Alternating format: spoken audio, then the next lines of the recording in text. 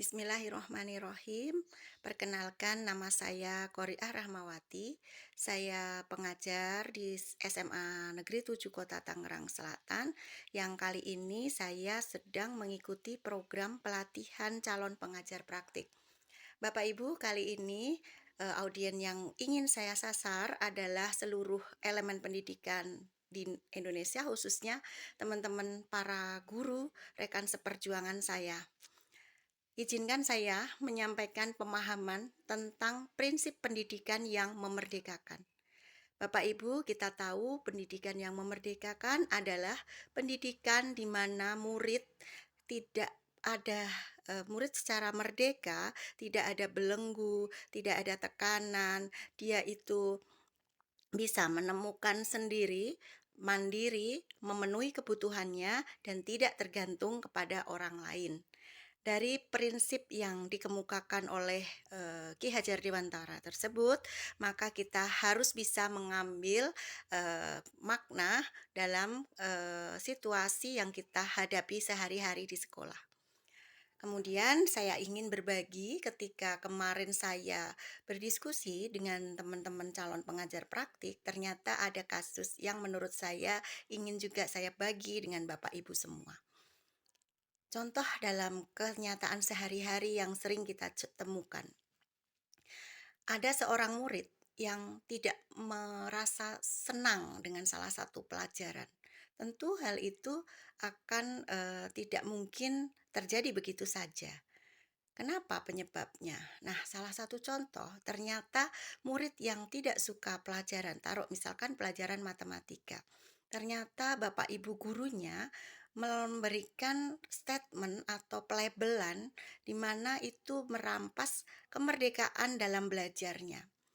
Dibilang sama guru tersebut, "Kamu anak bodoh, selalu nggak bisa ngerjain pelajaran ini. Masa begitu aja nggak bisa?" Nah, kalimat-kalimat seperti itu membelenggu pikiran anak tersebut. Dia tidak bebas berkreasi karena sudah terbebani oleh statement dari Bapak Ibu guru tersebut.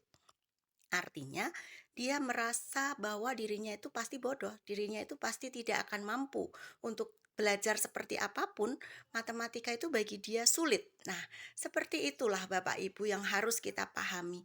Hal sepele namun kita tidak bisa membiarkan begitu saja. Jangan sampai anak murid kita saat belajar di sekolah sudah mempunyai beban. Jadi dia tidak bebas berkreasi, dia tidak bebas membuat ide-ide kreatifnya. Kenapa? Karena sudah terbelenggu oleh kalimat dari Bapak Ibu gurunya tadi. Kasus yang kedua, sebuah keterlambatan namun mendapat penghukuman. Nah, ini juga merupakan salah satu fenomena contoh bahwa kita belum memerdekakan murid kita. Kenapa bisa begitu?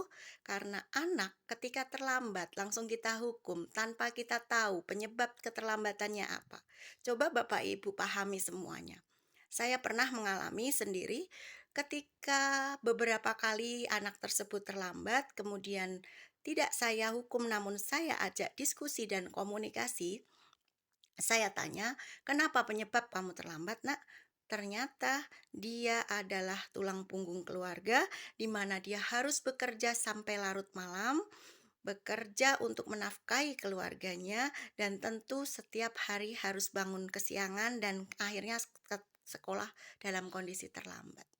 Apakah adil? Apakah anak tersebut mendapatkan haknya ketika sudah capek-capek di rumah bekerja, membantu orang tua sebagai tulang punggung, kemudian dia harus dihadapkan dengan hukuman di sekolah? Ini sungguh sangat tidak memerdekakan.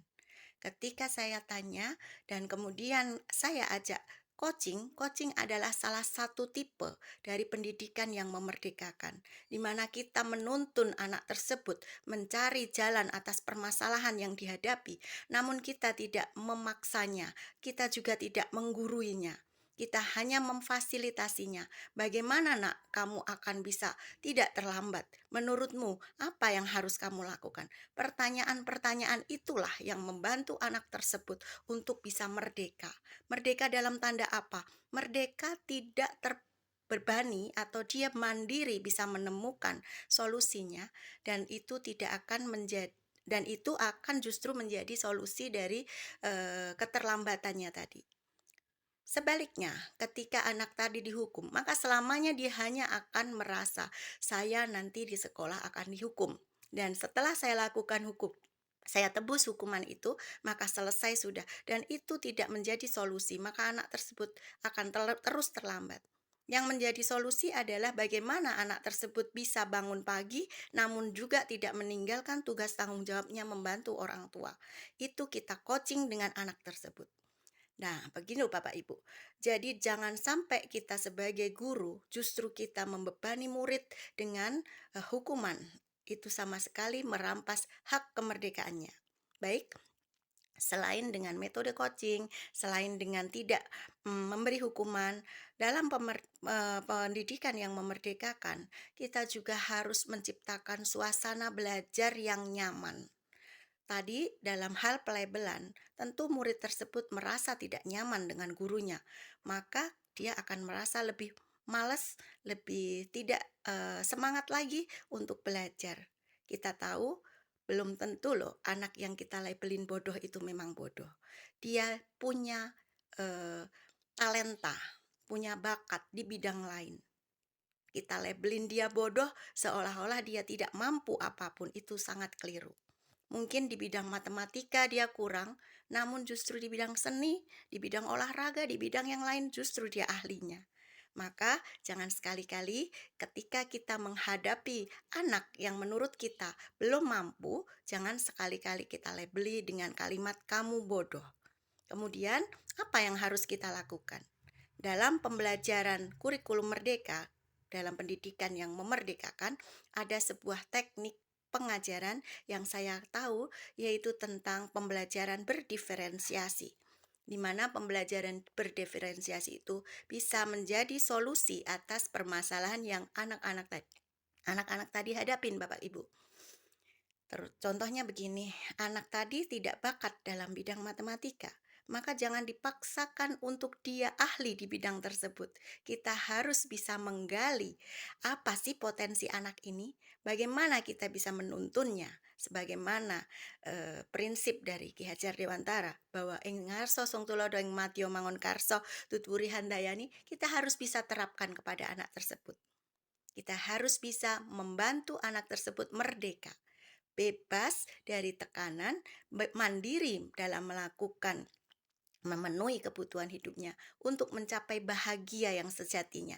Apa bahagia seorang murid? Sukses Bapak Ibu. Baik Bapak Ibu semua, mari kita bersama-sama memang kita harus bergotong royong, berkolaborasi dalam mewujudkan pendidikan yang memerdekakan murid ini. Tidak bisa berjalan sendiri Bapak Ibu, tapi memang harus bekerja sama dengan teman-teman yang lain. Demikianlah apa yang bisa saya sampaikan tentang pembelajaran, khususnya pendidikan yang memerdekakan murid. Semangat dan terus melakukan transformasi Bapak Ibu. Wassalamualaikum warahmatullahi wabarakatuh.